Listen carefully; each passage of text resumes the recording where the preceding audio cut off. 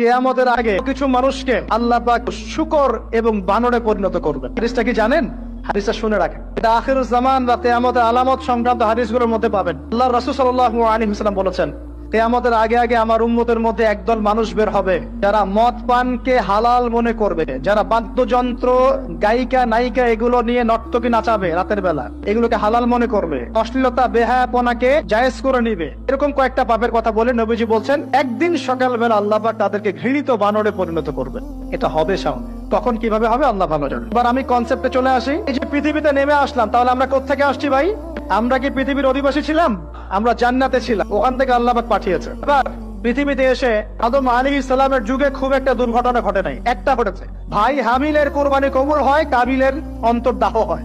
কেন হাবিলেরটা কবুল হবে, কাবিলের কেন হচ্ছে না? এই হিংসার বশবর্তী হয়ে কাবিল হাবিলকে হত্যা করে ফেলল। হত্যা করে লাশটা দাফন করার পদ্ধতিও তার জানা ছিল না। আল্লাহ কাককে পাঠালেন, কাককে দেখে সে শিখলো। প্রথম দুর্ঘটনা হচ্ছে হাবিল কাবিলের দুর্ঘটনা। বলে রাখি, আজকেও নিজের ভাইয়ের বেশে বহু কাবিল মুসলিম সমাজের মধ্যে ঘুরে বেড়ায়। নিজের ভাইয়ের লেবাসে, পোশাকে, সুরতেই বহু কাবিল এখনো কিন্তু মুসলিম সমাজে ঘুরে বেড়ায়। তো আমরা কাবিলদেরকে কাবিলের পরিণতি সম্পর্কে সচেতন করতে চাই। হাবিল বলেছিল, তুমি যদি আমাকে মারতে আসো, আমি তোমাকে মারার জন্য হাত বাড়াবো না। হাবিল জান্নাতে যাবে আর কাবিল জাহান্নামে যাবে। কেন কাবিল জাহান্নামে যাবে? নবীজি বলেছেন, পৃথিবীর প্রথম হত্যাকাণ্ড সংগঠিত করেছে কাবিল।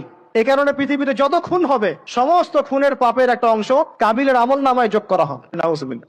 একটা কথা মনে রাখবেন, সদকায়ে জারিয়া যেমন আছে, গুনাহে জারিয়াও আছে। একটা মদের দোকান দিয়েছেন, যত মানুষ মদ খাচ্ছে, সমস্ত গুনার একটা অংশ আপনার কাঁধে আসছে। সিনেমা হল করেছেন, মানুষ সারাদিন নগ্ন ছবি দেখে, যত মানুষ এখানে পাপ করবে, সমস্ত পাপের একটা অংশ আপনার কাঁধে যাবে। আবার একটা মাদ্রাসা করেছেন, যত মানুষ এখানে দ্বীনি ইলম শিখবে, এই নেকির একটা অংশ আপনি পাবেন ইনশাআল্লাহ। মরে গেলেও কবরে পাবেন ইনশাআল্লাহ। আল্লাহ পাক আমাদের সবাইকে সদকায়ে জারিয়া করার তৌফিক দেখ, গুনাহে জারিয়া থেকে বাঁচিয়ে রাখুন।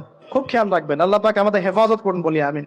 ওই যুগ শেষ, নূহ আলাইহিস সালামের যুগ। এই যুগে আল্লাহর একই সুন্নাত। নূহ আলাইহিস সালাম 950 বছর দাওয়াত দিলেন, 40টা বা 80টা পরিবার ইসলাম কবুল করেছে, বাকিরা করে নাই। যারা করে নাই আল্লাহ পাক তাদেরকে ডুবিয়ে মারলেন, যারা করেছে আল্লাহ পাক উদ্ধার করলেন। সোজা কথা। আজকে সারা পৃথিবীতে যত মানুষ আমরা বেঁচে আছি না, আমরা কোনো না কোনো ভাবে ওই 80 পরিবারের সদস্য। আমরা ভাই ভাই 80 ফ্যামিলির অন্তর্ভুক্ত। কিরকম করে? নূহ আলাইহিস সালামের 4 সন্তান ছিল। কয় সন্তান?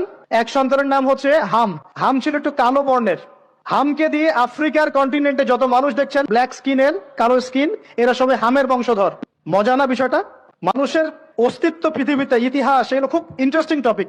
ইতিহাস পড়তে থাকলে আপনি ডুবে যাবেন। কত কিছু বিশ্বে হয়েছে আর কত কিছু হবে সামনে।